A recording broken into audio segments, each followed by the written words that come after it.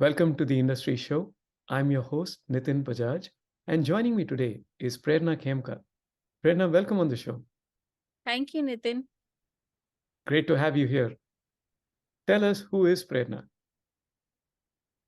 So, I'm a Maru girl from a business family in Kolkata. We don't get that a lot in the US. And I would say, if I had to describe myself, I am somebody with a pure heart and a spunky personality. So that's how I would describe myself. And I Um, can attest to both of those things. and professionally, my main strength is problem solving. Mhm.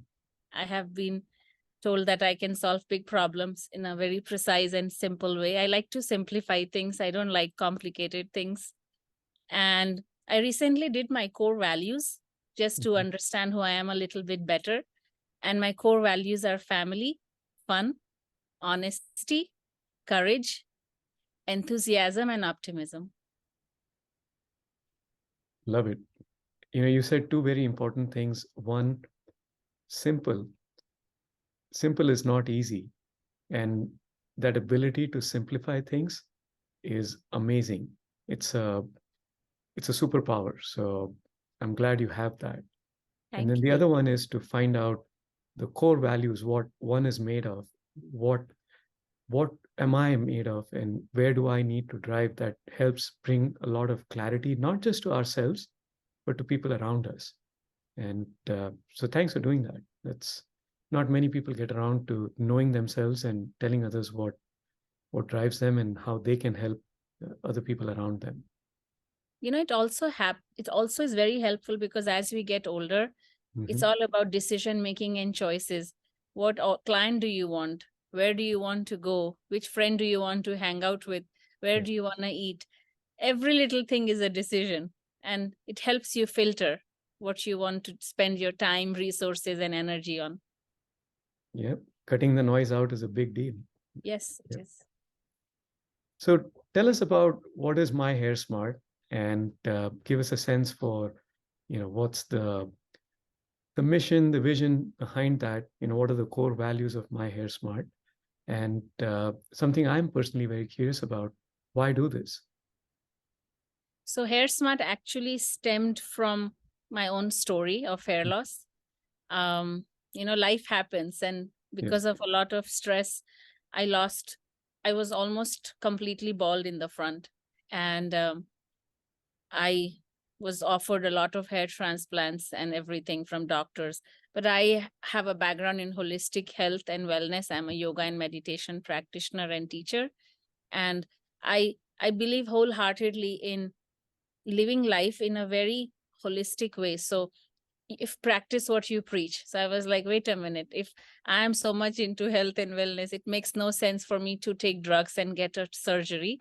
Mhm. So hair smart stemmed from there, from it's a labor of love and also loss, hair loss. And this market is actually really, really unorganized. And I saw that it's very emotionally damaging to people who Mhm. experience this. And it might sound like a frivolous beauty thing, but it's not. People do dangerous things too, and they spend dangerous amounts of money. And Mhm. this is a really big problem. It's also a profitable problem. So I was like, okay. And I was getting early success. My protocol seems to work. So that's how Hair Smart started. And we are in year 3, and we are doing well. We are still a very small company, but we are out of the woods, so to speak. That is amazing place to be in, just in 3 short years, right? And that's only possible if, one, there's a problem, as you said, it's a profitable one to solve, and then if your product and your service works, which obviously it does, and we have the results here to see. Yeah, and I forgot to actually tell you what we do. So Yeah. let me just say that we are an all natural solution to hair loss.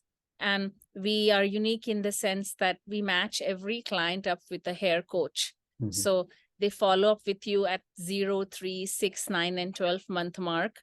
Mhm. So we kind of combine the best of both worlds, like getting professional help from a doctor which you feel really good about, and you feel like, okay, somebody will take care of me or my weight loss. So we combine that aspect of professional help with home solutions, and we do it over virtual consultation. So literally you don't have to move. So our secret sauce is actually quite innovative. We are solving the problem of convenience, getting over the problem of embarrassment, and it's all natural, super safe, and affordable. I love that 5-second elevator pitch. Very Thank catchy. you. Yeah.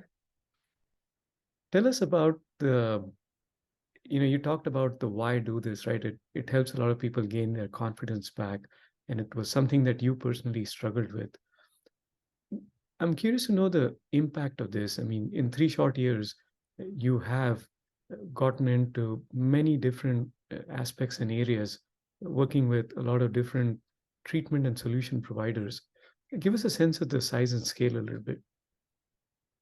So just to give you a sense of TAM, just Mhm. the addressable market in the US alone is $70 billion just in the US.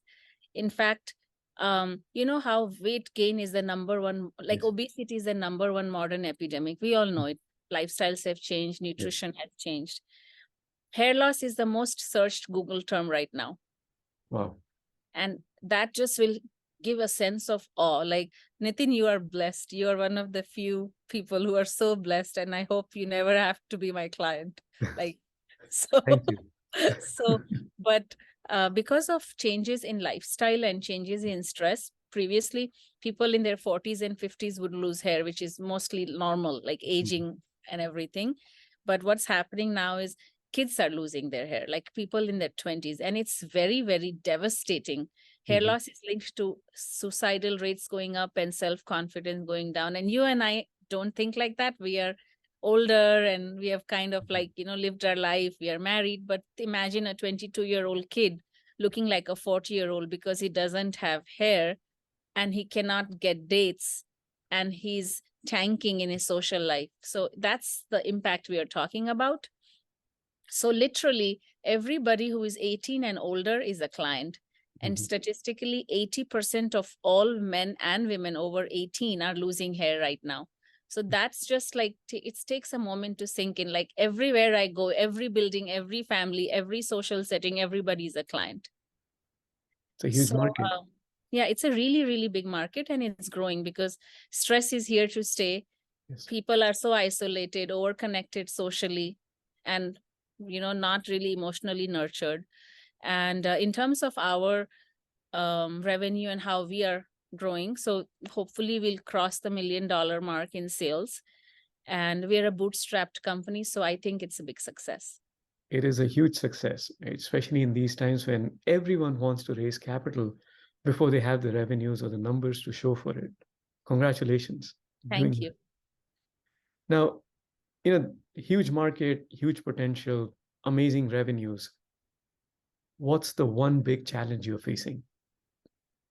So as I said, the market is $70 billion, and nobody knows us. And the challenge in my industry is it's not instant gratification. Hair loss is not like popping a really nice piece of chocolate or getting a really nice facial.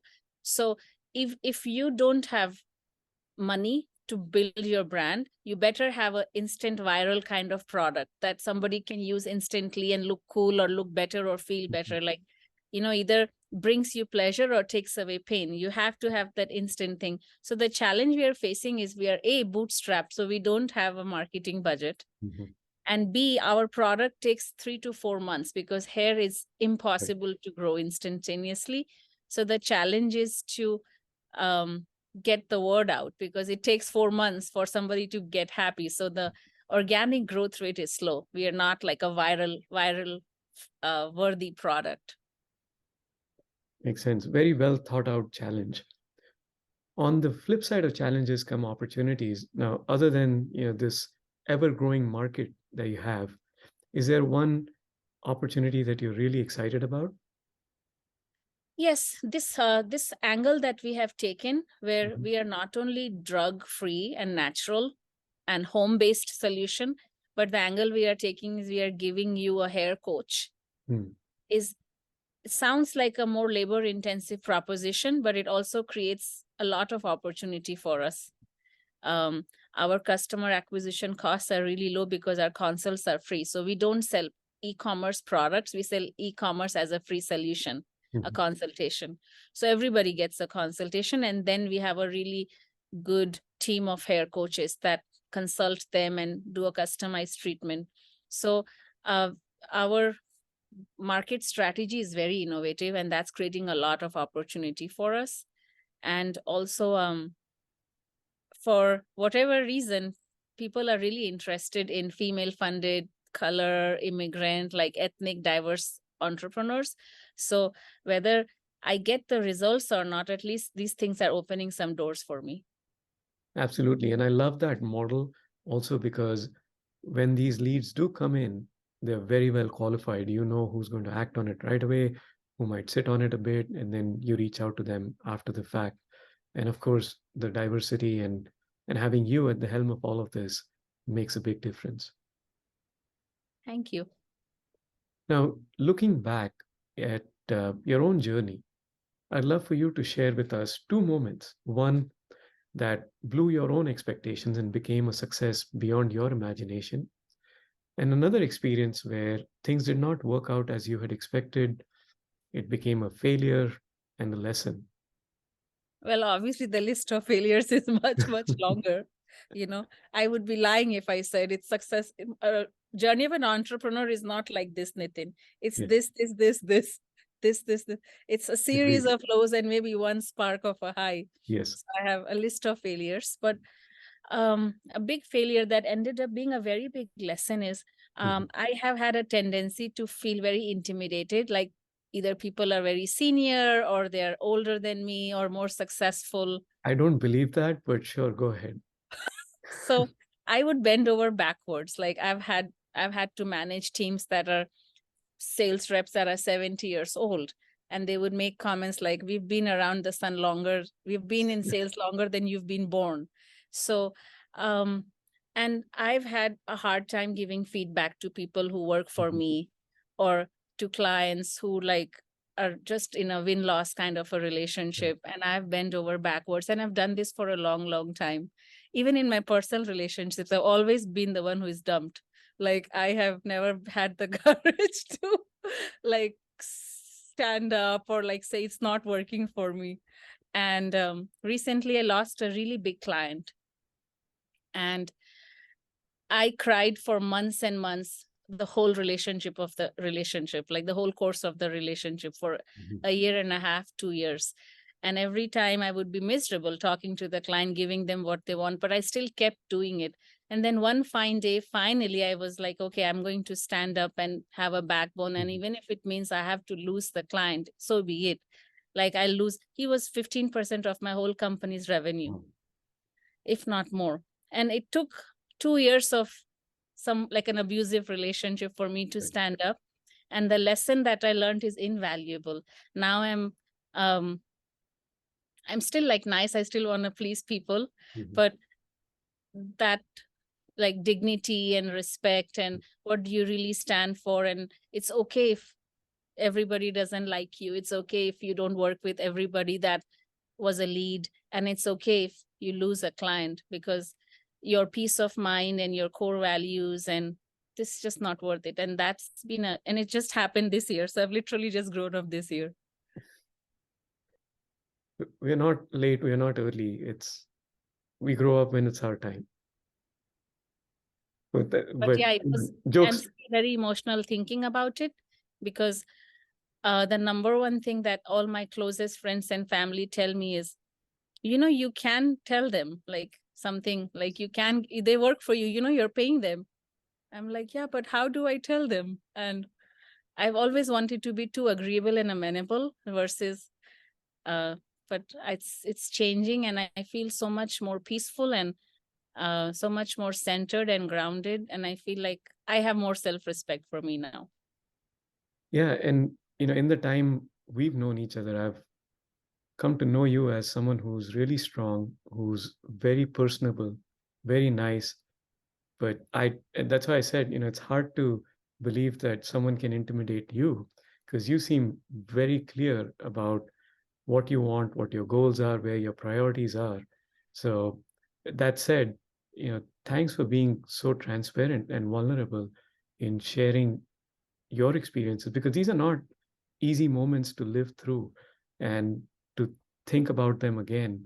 So really appreciate you being open about them. And I think I'm sure most people who I'm not trying to like toot my horn, but sometimes when you get early success in your professional life and you start managing team of people who are much older than you, at some level, I think most of us can relate. It becomes awkward, like there are egos involved, and Mhm. then, we are also adult immigrants, and Yes. there can be all these other innuendos. So it can become awkward, and it takes a lot of like self-assurance to be like, at the end of the day, I am your manager. Yes. Yes. The imposter syndrome kicks in. So tell us about your success. Oh, I forgot. Okay. I forgot I had to tell you, but thank you. So, last year was year 2 of my Mhm. company. And obviously, it's bootstrapped and you're just investing every penny. So it's not like there's a lot of money left for marketing, this and that. So we maxed out all our credit cards, and I took my top client to Vegas, all 10 members of his locations. And we had a great time. Um, spend money that we didn't have. So it was an act of courage. And but those are the kind of things, like, that's what entrepreneurship is all about. It's a mindset. And it's a mindset of resilience and optimism with measured risk taking. So, and that has paid off richly. We created a very good relationship, and their revenue to the company has doubled since then. Wow. So I thought that was pretty neat. You're a really good investor. I mean, amazing operator for sure, but really good investor. And on my and a small success, family is very, very important to me, if not the Yes. most important thing to me. So, and I'm the middle child, and Mhm. I'm kind of like the glue in my family. Even if I'm very busy at work, I will always talk to everybody, figuring out what's going on and how to. I'm the pummy auntie of my family. So, so one really successful achievement is, after, we are adults, we don't take vacations together. So I made this vacation happen for all 12 members of my immediate family, everybody's spouses and children, for the first time in 15 years. So I'm very proud Wow. of that. You should be. I mean, that's not an easy thing to pull off with such a big family. That's awesome. Prerna, this makes me want to move to what I call my favorite part of the show, the one-line life lessons. Would love to hear your life lessons, what choices you've made, what decisions you've come across. Some of those you kind of sprinkled across in the last few minutes that have led you to either adopt or create these one-line life lessons that you want to share with us. Yeah, thank you. Actually, it was a really good exercise I did in preparation for this. So my 5 life lessons are: you live your life how you live your days. And the other one is, be the best version of yourself. The third one is, if you don't stand up for something, you'll fall for everything. And this is my current favorite: if you focus on lack, lack grows. If you focus on abundance, abundance grows. And the fifth one, which is literally my own embodiment, because my core personality is a lover. I am a big lover. I love everything, everyone, all seasons, all colors, all foods. My most favorite is, love is the bridge between you and everything. And this is by Rumi. Love it. And especially the one about lack and abundance. We talked about it a few days ago. And I've truly come to believe that, as immigrants, especially coming from a country that didn't have enough when we were growing up, we were raised with that scarcity mindset, right? We didn't have enough. And we always thought, oh, I can't give because I only have that much. And that was so not true. And I've truly made that transition, both physically from a geography perspective, but also mentally, and more importantly, psychologically. that there is enough for everyone. And the more we give, the more we share, the more we get in return. And thanks for being that beacon and a reminder for that. Whenever I think of you, I think of abundance. So that's an imprint you have left uh, on me, and I know that would be true for several other people you interact with. Thank you, Nitin. And I must say that I didn't have to work too hard on changing that mindset, because I'm so, so thankful. My parents have an amazing mentality of abundance, and I grew up with a lot of abundance mindset. My parents were big into giving, charity, share whatever you have. So I didn't have to work so hard. So I thank them for this. That is amazing. They've done really well, and so have you. Prerna, thank you for taking time to share your journey, your story, and your life lessons with us. We really appreciate it. Kudos for all your success, and wish you really well for many more successes to come, both personally and professionally. Thank you, Nitin.